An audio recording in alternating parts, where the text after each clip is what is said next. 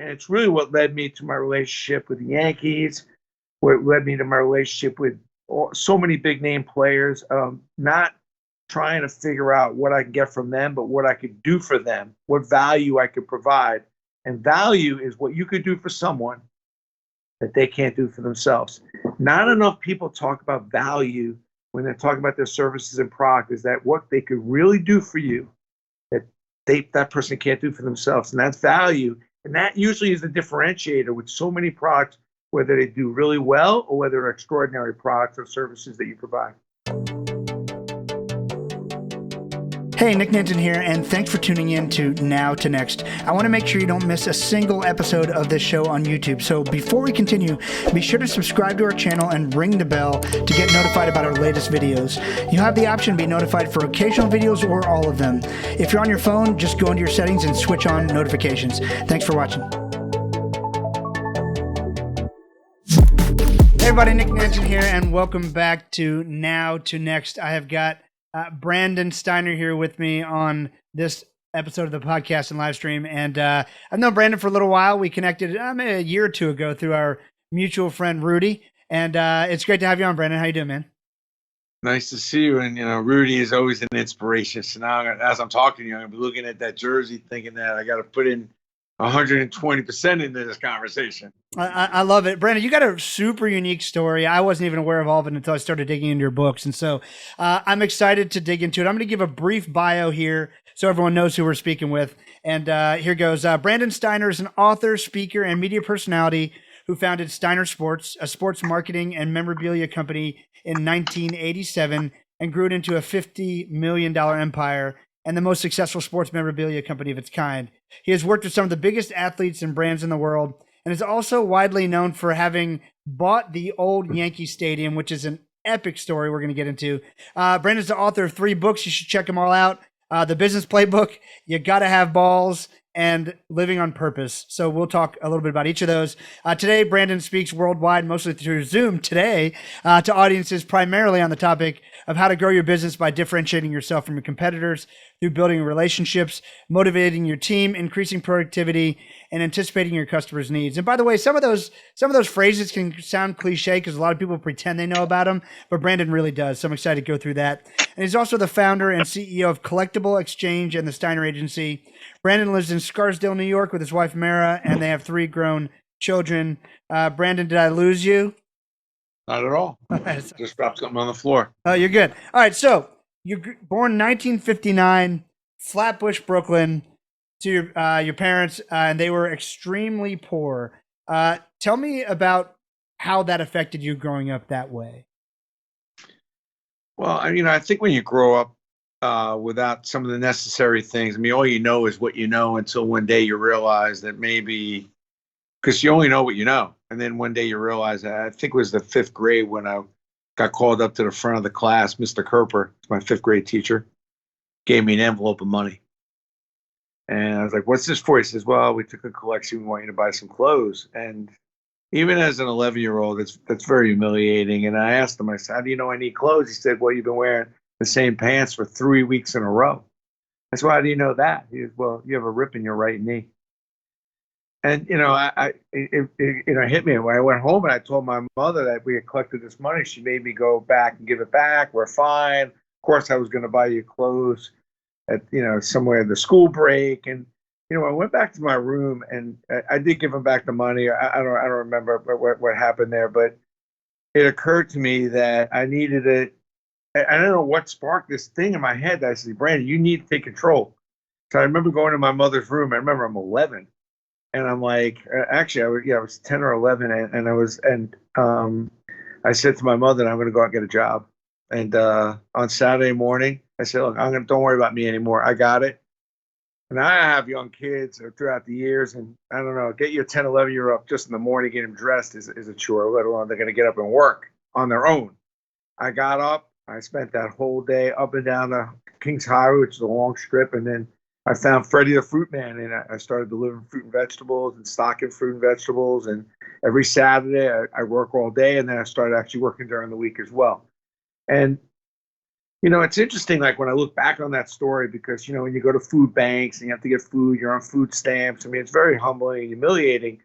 But I think when you have adversity, like I felt at that point, I now realize I did, and everybody does in their own way. You have to kind of say to yourself, like, you got to take responsibility. You got to do something about it, and you can't drown in it.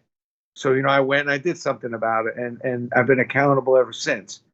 I've been working, for the last 50 years, day in and day out, not missed many days. And people that are listening, it's amazing how much your past sometimes can dictate your future, and how often sometimes your past is like kryptonite because of something that happened 30 years ago. Now you're hesitant. But if you take accountability for where you are and responsibility, because I usually could say, my parents are divorced. It was just a rough start. What am I going to do? But when you take accountability for where you are, regardless, it really enables you to springboard toward what you're really here to do. And that's what I love about that lesson for me, although it was a low point for me to live like the way we were living. But I love the fact that I took responsibility, and that's what I've learned to do even as an adult. It's like when bad shit happens, which it does to everyone, no one escapes it. You can make excuses. You can ask what happened, why me, and then you can say to yourself, why me? Because this is part of life. Now, what are you going to do about it? And when you do something about it, most things that happen to us, most things, you can fix, and you can then springboard from there. I love it. Yeah, it's how you respond, right? And so there's a great quote in an interview you did where you said, "I always looked at my challenging circumstances as a great opportunity. I wasn't necessarily thinking when I was a kid that I was poor and disadvantaged. I was thinking about the fact that I had a lot of upside if I can figure things out." Now, if that isn't mindset, I don't know what is. Because at the end of the day, we all have adversity, but mindset is what makes us either a prisoner or someone with freedom. And so I love hearing that you were thinking about that, from those moments back then. Now, you also you started a paper route. You started adopting marketing strategies that you learned from your mother, who asked you a very simple question: "What else? What else can you do for people?" And so, give us a little bit about the background of that phrase and what it's done for you in your career. Well, just one small thing, and then I'll say that, and that is a lot of times the adversity stuff can be just tremendous inspiration. We saw it in the Michael Jordan Last Dance. As I tell people all the time, it doesn't really matter where you are. It does not matter what your situation is. What matters is what you're willing to accept. And like to me, even at a 10, 11-year-old, I just wasn't willing to accept it. And I wasn't going to get bitter about it either. I was just going to do something about it. And I was very confident that at some point I could figure that out. So, I went to go see my mother one day and I said, "Mom, I need a career change. I just need more free time. I don't really like the way the work schedule is going. I'm not able to spend enough time with my friends." And she's like, "You're 12. What are you talking about?" I said, "Well, when you deliver fruit and vegetables, it's every Saturday all day. And then it's after school. And, it's a little bit it's a lot of work. I'm 11, 12. And she's like, "Well, you should get a paper route, and that you can do it in the morning, wake up a little earlier. And you only have to collect the money one night a week, and you can do whatever you want after school." So sure enough, I go to the paper route store on Avenue X in East 3rd Street, and I see a sign on the glass window that's going to change my life. It says, "Whoever opens up the most accounts this month will win a box of candy bars." Game changer. Starving, not a lot of money. I bring a box of candy bars home. Money. So sure enough, I go out, I'm knocking on doors, and I got to tell you, man, nothing. I got zero. I go home and say, "Mom, here comes the excuse machine. We got to move out of this neighborhood. The people are cheap. This place is horrible." My mother says, "Sit down. I want to tell you something right now. You got to stop selling. You think you're going to walk around this neighborhood and sell something that people can get elsewhere?" Now, I had gone to this older woman's house who had probably about 80 years old. And I know she was getting the paper delivered. There was a stack right inside her door. But then she was bitching because she said, "I get the paper from the corner store at 8 cents. I said, "It's the same price for me." She says, "Yeah, but then I got to tip you." So I said, "Mom, these people are just cheap. They don't." I said, "Well, you got to differentiate yourself. But what I want you to do is I want you to stop selling, and I want you to start serving and solving. You need to become a solution-based business person.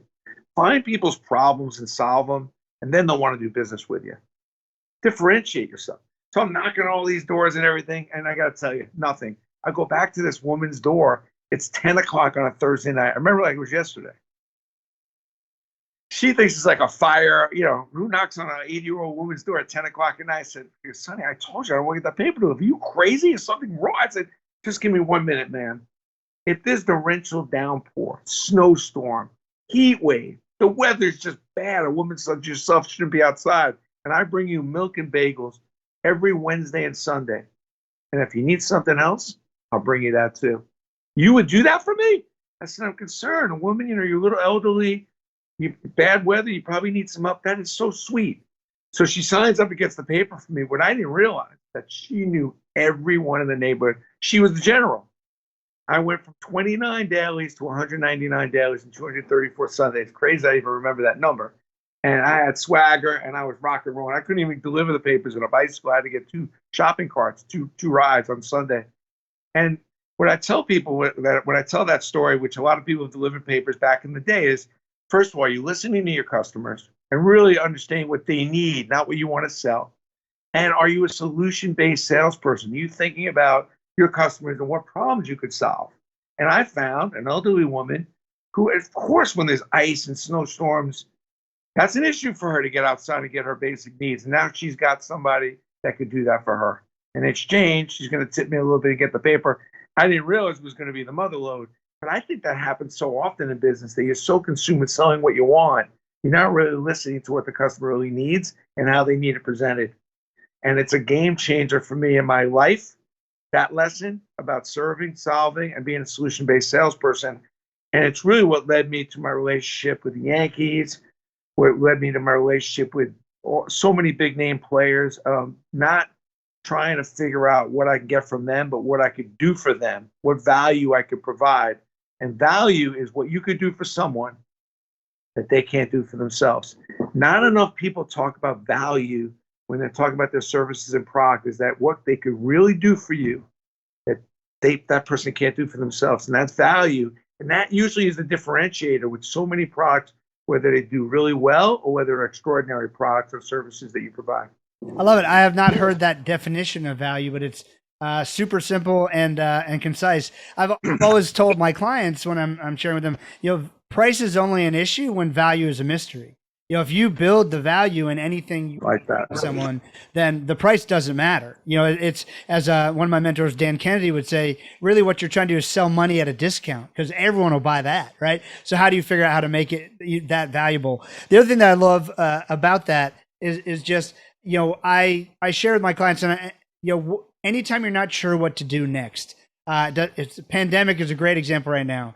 I, like many business owners, I'm sure like you, at the beginning of this whole pandemic, wasn't exactly sure how to serve or what to do. And I just started saying, well, how can I serve my marketplace? How can I serve my customers? And, of course, you got to forget, how do I serve my family too? Because a lot of times we forget that lesson. We serve everybody else but our family. But I think whenever you're not sure what to do next, just a great tip from all that you said is show up and serve. Trust me, the opportunity, the money will find you, because if you're passionate about serving people in whatever way, shape, or form that is, the rest of life gets pretty easy. So. Well, I always say helping people is not a burden. It's an opportunity that will lead you to share joy. And if you believe that one of the reasons why we're here is, well, there's 2 real reasons. One is to help one another. That's why we're here. That's why God gives us these challenges of viruses and all kinds of different things to remind us that we're not alone and that we need each other to get through. And the other reason why we're here is just to get better and to do better. We're the only species on the planet that can improve, that can get better. There's no other species that God has created that can get better. An elephant's going to poop, eat for 17 hours a day, sleep, and they've been around thousands of years and they haven't gotten better. And once in a while, they're going to have sex. I mean, so you think about the opportunity you have as a human to serve and to help one another and to get better and to improve. That's probably the only reason why we're here. So you got to keep that in mind. If you want a good friend and you need a good friend, start off by being a good friend. And if you want to have better customers, try to be better to your customer and try to figure out how you can add more value. Great point. I was speaking with a friend of mine the other day, and he wrote this great thing. John Ruhlin has a book called Giftology, and he said, "Love that book, by the way. Love John. Love that book. Okay, yeah, great. He nailed it. Nailed it. Absolutely." And he says so many times we tell well, first of all, if we don't treat our employees in our team like we want them to treat our customers, we've got a huge disconnect. And second of all, he says, we often ask our team to give a Ritz-Carlton experience to our clients, and we never stop to ask, have they ever experienced a Ritz-Carlton experience themselves? And I thought it was just very valid, very valid thoughts. Most of us just skip over. You finished up high school in 1977, went to Syracuse, took a job with Hyatt Hotels, and you moved back to New York City in '84 to open and manage operations at the new Hard Rock Cafe, just the third one in the world. Is that still in the same location? Is that the one in Times Square? Or is that a different one? No, that was on 57th Street. Now that one moved to Times Square, that's an amazing location too. But the one on 57th was insane. It was just there'll never be another restaurant opening like that. Nothing to do with me, even though I was assistant GM and it was quite a challenge. But there were over 250 people online for the first year, just about every day from 2 in the afternoon to 2 in the morning. And then it was a 250 seat restaurant with 2 bars, and that was completely packed. So I don't know if you're ever going to see a restaurant promoted and have that kind of hype. I've not seen anything like that in my lifetime. Isaac Tigert was a genius, who was the founder of the Hard Rock along with Peter Morton. And that was some concept, and I learned a lot from them. I learned a lot from that idea. Even though I was a young kid coming out of school, I'd gotten a lucky break to get that job, frankly. Actually, it was a lottery ticket break, frankly. But, there's so many lessons you learn, and that's what I really try to tell younger people, that just because, what you're doing isn't necessarily it's not your destination. A lot of times it's your transportation. And there's so many lessons learned in your younger days when you're working, you're doing things that isn't going to be the finality of what you want to do, but they really do end up playing a vital role in making you who you are if you pay close enough attention and take everything seriously. I totally agree. All right, so then you started then working with the sporting club, and it seemed to be your first activity with athletes. Tell us sort of how that came about when you started doing there. Well, I'm at the Hard Rock from like 2 in the afternoon to about 4 in the morning, probably getting somewhat ill at that point because the music's really loud and, it's just the volume. And I had no idea, that I probably needed some help in running that place at night. But I always said, like, wow, this would be cool to do. Remember, there was no sports bars in the country in '84. Other than the Bobby Valentine had one in Connecticut, a small little dive bar, and that place called the Ultimate in Chicago. So I was thinking, like, it'd be cool to do this, but in sports. And I met this limited part of the Yankees, Billy Rose, who wanted to do a sports thing, but he wanted to do something upscale. And I talked him into, we had a Las Vegas scoreboard in there, and it was, multiple TVs, and nobody had done anything like that, which is hard to imagine because now everywhere you go is multiple TVs. Matter of fact, if the restaurant doesn't have a TV, you think something's wrong. But this was unbelievable. And we had the only satellite dish even in New York, in Manhattan. So when I took him to the Hard Rock, he's like, I love this. And then we decided we're going to do something like the Hard Rock, but in sports. And that's really where I met all these athletes, because a lot of them were coming in to watch competitive games and watch sporting events that were outside the New York area. Back in those days, you had a couple games a week to watch. Now you watch everything every day, all day. But back then, there were only a couple games of the week and stuff. So athletes were constantly coming in, management, general managers. So I got to meet so many people in the sports business, and that was my entree into it. Wow. And then you transitioned into, well, you got another job offer and it didn't quite work out. And then you decided you're going to take it into your own hands. You used $4,000 in savings in '87 to launch a sports marketing company named Steiner Associates, which later became Steiner Sports. I love the fact that the goal of the company was to pair athletes with businesses that needed to draw customers. The fact of the matter is it started with a need. It wasn't just, I'm going to do this thing because I want to do athletics. It's like, I'm going to help fill up restaurants. I'm going to use athletes to do that. Tell us how you did that. Well, first of all, I'm in an office by myself. I got an intern and a receptionist that is receptionist for 5 other companies. So I'm sitting there and I'm trying to think, I'm doing some consulting for some restaurants because the sports bar thing had taken off. So I'm doing some promotions with them. And I thinking that, there's a lot of companies that could probably use help using an athlete. And they just, in those days, they just didn't do a lot of that. There were only a couple companies doing that. And what I first instinct was is how do I get more data? How can I get more information? So when I go pitch companies, because I was destined to go and start pitching companies ideas of how to use athletes to help them grow their business. And I did a survey. I remember being up till 4 a.m, sending out thousands of surveys to any athlete I could possibly think of, to either their team, if I had an address, anywhere I could send it. And I got back about, out of the thousands, I have the rejection letters, by the way, they're amazing.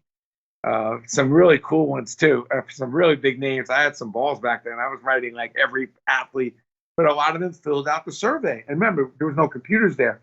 So then I find out like Lawrence Taylor loves Tropicana orange juice. I call up the guy from Tropicana orange juice, or the woman who was the marketing manager, and say, I know you don't believe this, but Lawrence Taylor loves Tropicana orange juice.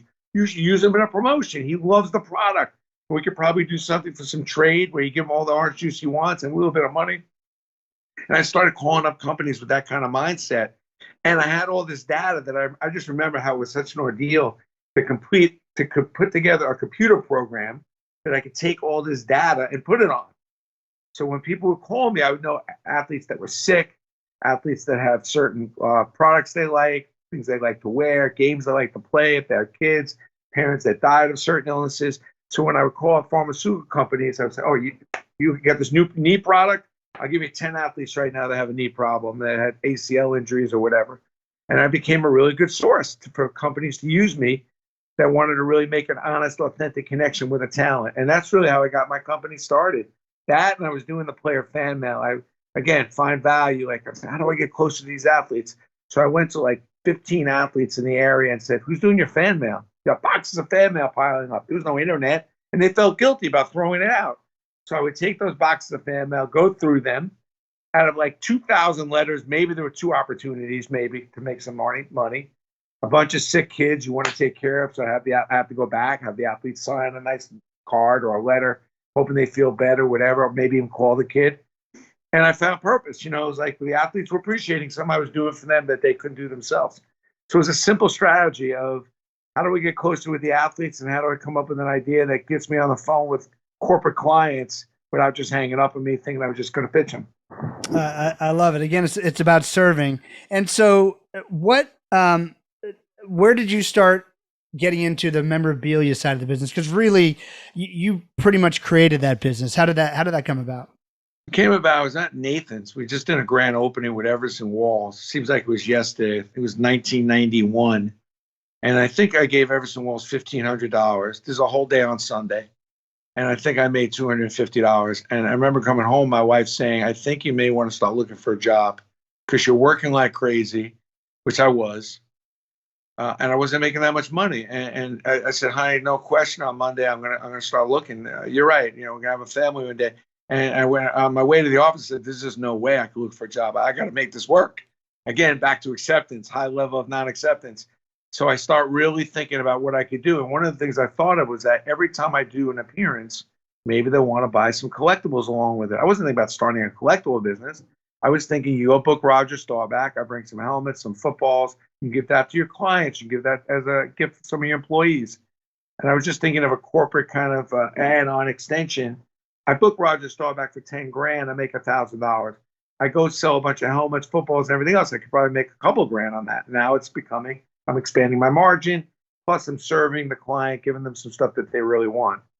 And that was the beginning of Steiner Collectibles. Like, that was the beginning of just figuring out a what else moment was, figuring out something that the client needed, expanding my margins, and enabling me to live another day without having to go work for someone and maintain and keep my company, because I was really close to giving up there. I was thinking, man, if I can't get this going, I may have to go back to work for someone and go get a job. And I really didn't want to do that. So your high level of unacceptance is very consistent. And when people ask me about what brings you to the level you're at, why you're able to do it, is I've been able to maintain a high level of unacceptance. That's a good thing as well. Tell me about your connection with the Yankees and your partnership with the Yankees and how that got started and where you were able to take that. Well, when I started the collectible thing, and all of a sudden people started calling me looking for different items and different things and started taking off, I realized it happened at a time when there's a lot of fraudulent stuff. And I had a reputation of being connected to a lot of athletes, so it worked out well that people trusted me trusted the name and knew that the Steiner seal meant it was real, and they knew that I was doing the right thing. But then I hit a wall. I was like, I don't know how I can grow this business. People aren't taking the collectible thing seriously. And I think that what people need to realize that when you are a leader, you want to be a leader in the industry, you have to do often what's best for the industry, even though it's not always best for you. And I think sometimes people, when you talk about, politics or whatever it is in leadership, you have to look at the common good more than you have to look at for the good for you. And it's easy talking about, easy said, hard to do. It's hard, man. Hard to be doing stuff in the bigger picture when it doesn't necessarily. So I'm thinking, how do I grow this thing? And I said, I got to get the teams involved. And I started calling up teams and seeing if they would do partnerships with me. And I got to be honest with you, thank God my butt is still intact, because that door hitting it on the way out was painful. That's even if I got the meeting or the call. I can't tell you how many teams I called. They didn't want no part of me. And I finally got somebody on the phone from the Yankees, and we ended up doing a meeting. And I end up, talking about, and it started with not a money grab. The partnership I did with the Yankees was about protecting their fans, figuring out how they would not end up like, with so many Babe Ruth bats that are fake and this and that. So they wanted to protect all this stuff that was coming out of the stadium and make sure that fans weren't getting duped.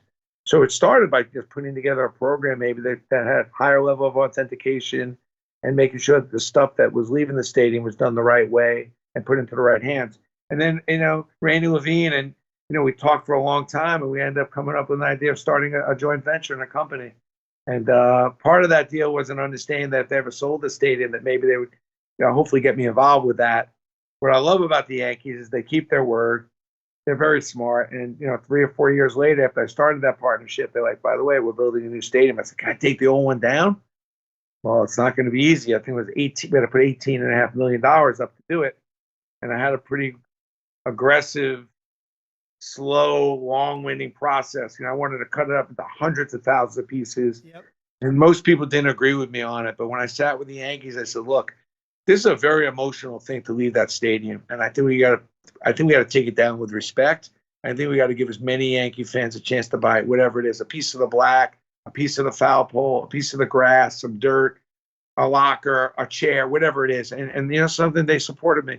I give them a lot of credit, man. I don't know if I would have supported me. I think I was crazy to do that, but they bought into that. They agreed. And when I say supported me, it was a lot of work on their end, marketing wise and the support end of just doing all this. And I'm glad I did it, because I know how many Yankee fans out there now have a little piece of like what I think is one of the greatest stadiums of all time, even though I see some really good stadiums popping up, including the new Yankee Stadium. So that's how that all comes about. And it was quite an undertaking.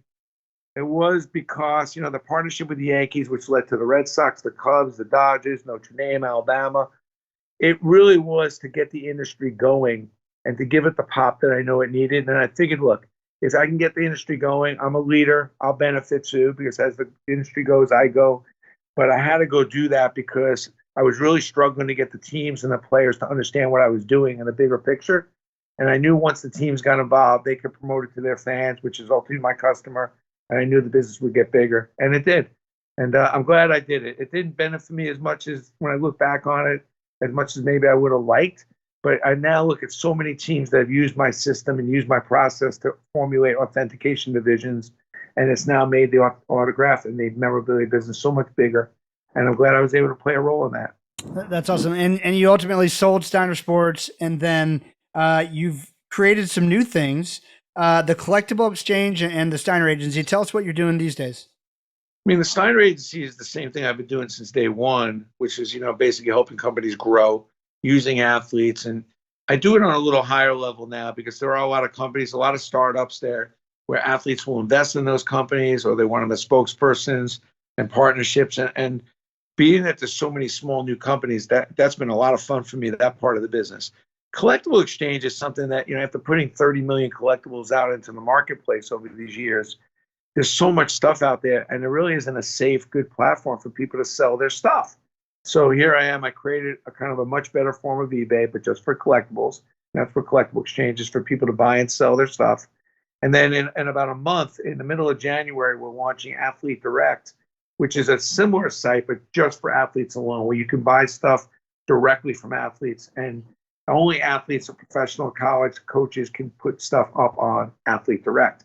So I really wanted to do in this next version of my life here the ability to get fans and get athletes closer to fans and get fans closer to athletes and get fans closer to the game. And by going on a site and being able to buy something from your favorite athlete directly is awesome. And creating more proprietary stuff instead of just the crank it out volume that I was kind of getting into for a while there at the end of my last company.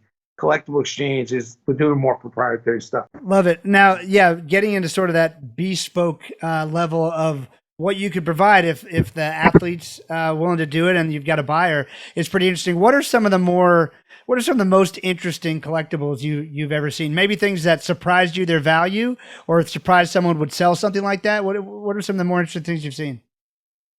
Well, I mean, I did signs with Mickey Mantle and spent plenty of time with the Yogi Berras and Johnny Unitas's and Joe Montana's. And I mean, one of my favorite collectibles that I sold was Don Larson's Perfect Game uniform, but there'll never be another game. There'll never be a perfect game in a World Series deciding game like that. I mean, it's such a moment of time. You think about a guy going in and pitching a perfect game under the most incredible circumstances. So that's one of the coolest things. I mean, listen, selling off some of the stuff at Yankee Stadium, particularly Jeter's locker, or stuff like that was cool. But I've sold, I sold a bunch of Texas Stadium when the Cowboys moved out of there, Madison Square Garden, as well as Giants Stadium. I've done a whole bunch of different stadiums, and I see some really cool stuff as I'm breaking that stuff down. Particularly the bricks in the old Yankee Stadium were up in the ceiling in the batting cage. Those bricks were from 1929. Really cool bricks. I've sold a lot of bricks. The thing I worked on lately, Syracuse Dome. I took the roof off the building was to put a flat roof on there, and I'm selling the actual dome, the roof on the dome. I cut it up into about maybe 50 or 60 different products signed by Syracuse greats, and I figured out a way to print some of the coolest photos and games that happen at Syracuse on the dome. So you're able to buy these cool photos that are printed on the actual roof of the dome. Now, if you're not a Syracuse person, you may not think that's a big deal, but the Syracuse Dome in Syracuse is like the Yankee Stadium level. It's one of the most important buildings up there and some of the great moments. So I love those, memorabilia is memories. And I think when you can translate the memories in a positive, kind of cool looking way, I think you got something. I always had this argument with this guy from the New York Times. He was doing an article about collecting and a little negative. I said, let me ask you something. If you had a cocktail party this Saturday night, because I'm not a collector, I'm not really a sports fan, we wouldn't be talking about sports, but I said, exactly. But if you had a pair of Mickey Mantle's 1957 Triple Crown cleats that were dirty, had a couple rips in them, and you had them sitting on the coffee table in a case, you mean to tell me all your guests would come and completely ignore those set of cleats that were signed by Mantle and use them in the Triple Crown year? It would be the talk of the night. Because, something, you're right. That would be pretty cool. I said, that's what collecting's all about. It's about the memories of some of the great things that have been accomplished by some of the great athletes and players. It's legacy stuff. And the fact that some of it goes up in value and some of it doesn't is part of it. But what's really the interesting is the accomplishments shouldn't be forgotten. It should not be just in a record book.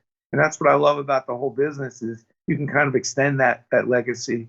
And why not? I mean, we have so much trials and tribulations on a day-to-day. Why not put all the positive stuff? Just like your Rudy helmet in the back there, where you probably said he's 5 foot nothing, 100 and nothing. Yeah. I mean, is there any greater story? I mean, I said, Rudy, I got to get that on a helmet. Because, I mean, is there anything more inspiring, especially when you're talking to a kid that really maybe doesn't think he's cut it to make it, and then you just watch Rudy and then you show him that helmet? So, I mean, I think that, and there's so much motivation with the memorabilia, which is what I initially wanted to do, was mostly motivational memorabilia. So I would send out a ball to a customer and want to get the ball rolling. I'd send out a hockey puck, no matter where he was in the country, of a team that was kind of a scorer. I'd say, we have the same goal in common. I would send a signed puck. If I was going to go meet somebody for the first time and give them a pitch, I would send them a signed baseball signed by a pitcher from the local area and say, I hope you're looking forward to my pitch. And I would send it to them a week ahead of time. Or send him a baseball bat saying, I hope you're looking forward to a home run year next year with me. So I was always thinking corporate memorabilia, not really that it was going to be a brand. So, CollectibleXchange has taken, and my whole career has taken a direction I never saw coming, but I've always been about the business part of it all. How do you drive business and how do you get people excited and how do you get that old lady to answer the door the second time and say yes? Like that's the stuff that like you gotta love that. When you're working on a cut. Is there a better feeling when you're working on this customer? You finally figured it out how to really help them or drive their sales or do something unique for them, and now they're doing well, you're doing well. That's a good feeling, helping people. It absolutely is. Your latest book, I believe, Yes, Living on Purpose. Is that right? yes. Probably my best work, by the way, I might add. I love it. I'm glad you're not getting worse. Stories about faith, fortune, and fitness, helping you live an extraordinary life. Tell us a little bit about that book and the three sections of that: faith, fortune, and fitness. Well, I was still trying to figure out a topic that people would buy the book, and I figured, everybody wants to get closer to God. So, but actually, if you want to get closer to God, then you gotta have to die. And then hopefully you get real close. And if you want to lose weight and cut off an arm, but I guess nobody's willing to do that. So I knew the weight loss part of it would be attractive.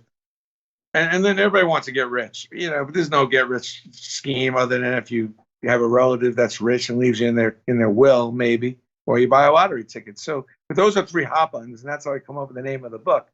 But what I love about the book is, I turned 50 at the time when I really started putting this book together, and I just started realizing that I hadn't prepared for success and what was necessary and what toll it had taken. So I don't tell you what to do, but I showed you what to do because people ask me all the time, "Do you ever think you're going to be this successful?" I'm like, yeah, of course I did. Everything I started this business thinking I was going to fail. But what most people don't think about is what are you going to do after you get the success? You go to college, you work your tail off to try to get through college, but you do think about what you're going to do after college. So, I mean, why wouldn't you have the confidence as you're driving your career? Why wouldn't you assume that eventually you're going to get to where you want to go? But most people don't think about what they're going to do after that. And it really hit me that, the real purpose was about helping people, some of the charity, being a better dad, being a better husband. So I went out and got help. I went and tried to really find people that were masters at all those other areas because I think I was the master. I always tell people, like, definitely really good at making money. I suck at everything else, but I'm good at making money. I suck at life. And I want to be really good at life. I want to be better at life, whatever it may be. So in that book, what I love is that it just gives you so many great nuggets of how to just be better at all parts of your life, which it all adds up together. All the pieces, fit into the box. And at the end of the day, you don't want to die just having been really, really good in business. And one of the examples I use in the book is most of us spend every minute, they go to a conference, they'll read a book, they'll call a customer, they'll get on a plane and do anything they can to be better at business and to make more money. But when I ask people, it's like, when was the last conference you went to learn how to be a better friend or to be a better spouse? Or when was the last conference you went to for your faith reboot? When was the last conference you went to just to focus on learning how to be healthier? And people do it minimally. Minimally. Oh, I went to the gym a couple of times, whatever. And I'm saying, don't you think all those buckets work together and should equally be on a high level? So I wrote a book that didn't tell you what to do, but showed you how to increase the level of all those buckets through stuff that I did and what I learned from some other people. So it's always easier to see the examples of how much of a shit I was and how I kind of pulled myself out of the ground to be better. I love it. And that book is Living on Purpose. You can find that on Amazon or anywhere books are sold. Brandon, it's free. By the way, it's free on CollectibleXchange through the end of January. If you want, you can get a copy for free. I'm just figuring the virus was just a nice pick me up, so I offer them for free if people want them. That's amazing. Thank you. Brandon, as we wrap up here, you've had a crazy interesting career. You've spent a lot of time with athletes. Maybe what is one of your favorite lessons or two that you learned in epic storytelling fashion from a great athlete? Oh boy, so many. I mean, obviously the Mariano story is critical, about, when he had tore his knee up and about having faith, and I went to his house and he's like, "Brand, I got to get operated on." I'm like, "You have an ACL tear. You have to get operated on." He goes, "I'm going to let my teammates down. I thought I was going to be able to come back. See, I've been working hard." And I said, sometimes God will blow up what you have in order to make room for what's next. And right now, you've been thinking about ending your career, so he's blowing you up and giving you a chance to decide whether you want to finish your career off on a high note and enjoy it, or whether you want to go back into civilian life and live like a normal, regular, everyday person. And he had to tear up your damn knee for you to go see that instead of, sitting around bitching whether you should retire or not. Like, figure out how much longer you want to play and enjoy it because now the game's been taken away from you. And I've learned that sometimes that the good Lord, when you see the signals and signs and you hear the voice, listen. And if you don't, then God sometimes will step in and just throw a grenade on it just to wake you up and see what the deal is. And I'll tell you another valuable story I learned early on with Roger Staubach, and that was I was going to open up multiple offices around the country. And he said, Brandon, like if you want to have a family and you want to really grow, you be careful about opening up another office, because if you open up another office, you got to be in those offices. It means you're going to be on a plane, you're going to be flying, and you're going to get spread out a lot. And it's really hard to get your core competency right when you're in multiple offices, unless you're really, really set up to do so. You may want to take your time in doing that. And that was really valuable advice, because I was about to open up an office in Atlanta. And the thing I say is, your first idea is not always your best idea. And a lot of times you don't need another building to grow. You just need to go look inside the building you're in and make it a little stronger, make it a little bit better. I think a lot of people who have had success are looking for other levels of success, but they can take the success they already have and go further with it. And don't let success be a deterrent for more success, where you got to start looking into all kinds of different things, because usually further success is staring you right in the face. It's right in front of you. We're just ignoring it. It's the diamonds at your feet sort of story. Well, that's excellent. Brandon Steiner, check out Living on Purpose. Check out CollectibleXchange, Steiner Agency. Brandon, thanks so much for joining me here on Now to Next, and I'll look forward to connecting again soon. I love it, man. Thanks for the time. Appreciate you. Have a happy, safe Christmas and holiday. Likewise. Thanks. Take care. See you, everybody. Hey, Nick Nanton here, and thanks for tuning in to Now to Next. I want to make sure you don't miss a single episode of this show on YouTube. So before we continue, be sure to subscribe to our channel and ring the bell to get notified about our latest videos. You have the option to be notified for occasional videos or all of them. If you're on your phone, just go into your settings and switch on notifications. Thanks for watching.